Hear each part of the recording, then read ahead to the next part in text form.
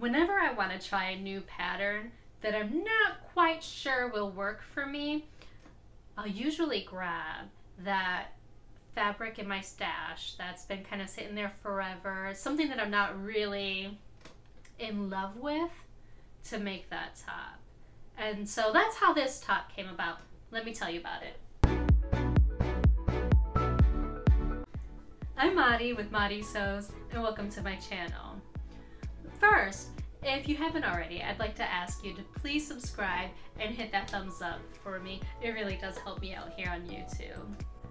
In the last video where I showed you my toddler's Pokemon outfit, I explained a little bit about how we ended up with that Pokemon fabric in my stash for about a year. Well, what I didn't tell you about that shopping trip at Joann's when we got that fabric was that when I got to the cutting table and had all of the different fabrics that I needed, you know, kind of laid out and cut, the lady cutting the fabric said, "Oh, by the way, since you're buying 10 yards of fabric, you can get 10 yards of any of the fabrics behind you for $1 a yard." $1. No, man, see, I can't pass that up. I can't pass up a good deal. So I ended up getting some dinosaur fabric that I ended up using for face masks. I'll show you a quick picture of that here. But I also picked up this knit, and quite honestly, I'd seen it there before. I've never ever purchased it. It was really kind of thin, not quite my style, but it was $1. So I got it. And I got a lot of it. So I decided to go ahead and make this top. This is McCall's 7975, and I made view A, right here.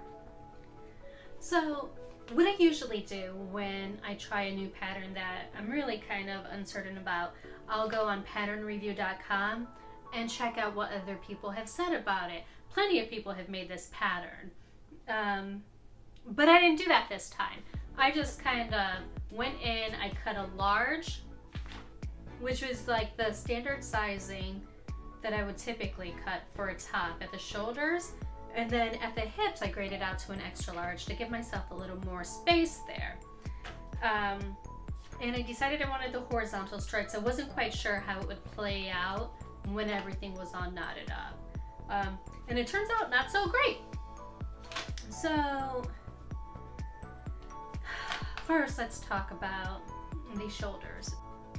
Okay, so I made view A of this pattern, which is the pattern with the little cap sleeves.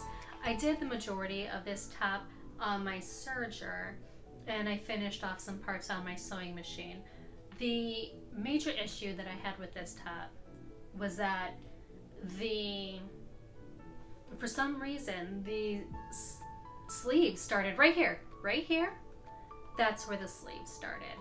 And that's just not a cute place to start. I mean, come on, man. We're like cap sleeves and like, yeah, it looked really funny.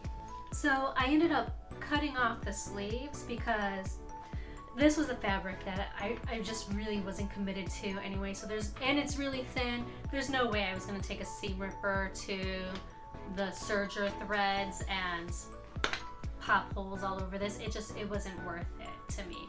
So I went ahead and I cut the arm sleeves out, which brought the shoulder in just a bit more, but it also made it really long. And I don't know if you can see right there, but it's pretty low.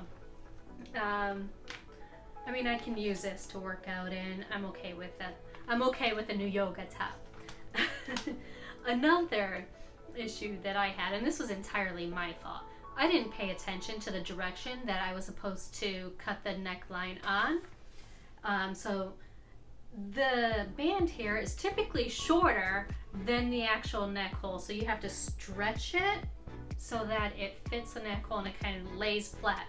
Well, I didn't cut it so that this could stretch. And this fabric only has two-way stretch, which basically means it stretches this way, but not that way. So that was a bit of a problem, and I ended up having to really kind of work the collar on.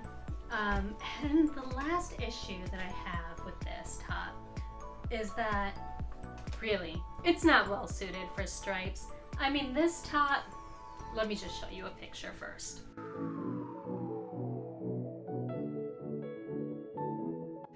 Okay, there's that huge rainbow going from my boobs, like down, up around my boobs and back down. That's not working for me. I feel like that just makes me look like I've got the droopiest boobs ever. And come on, man, a girl's got some pretty decent bras. So, not a cute look. Let me show you what I'm actually talking about. Let's see if you can see.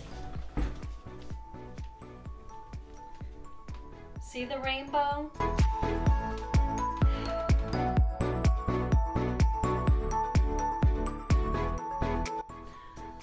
Another issue that I noticed a lot of people had, and I saw this with my top as well, is it calls for you to hem around this like real tight curve, and it's really kind of impossible to get that thing neat. But when you tie the knot together, because all the edges are already finished, it leaves quite a gaping hole. So I did have to go back in there and sew the hole smaller so that way the knot didn't look too loose. But to me that wasn't a big issue.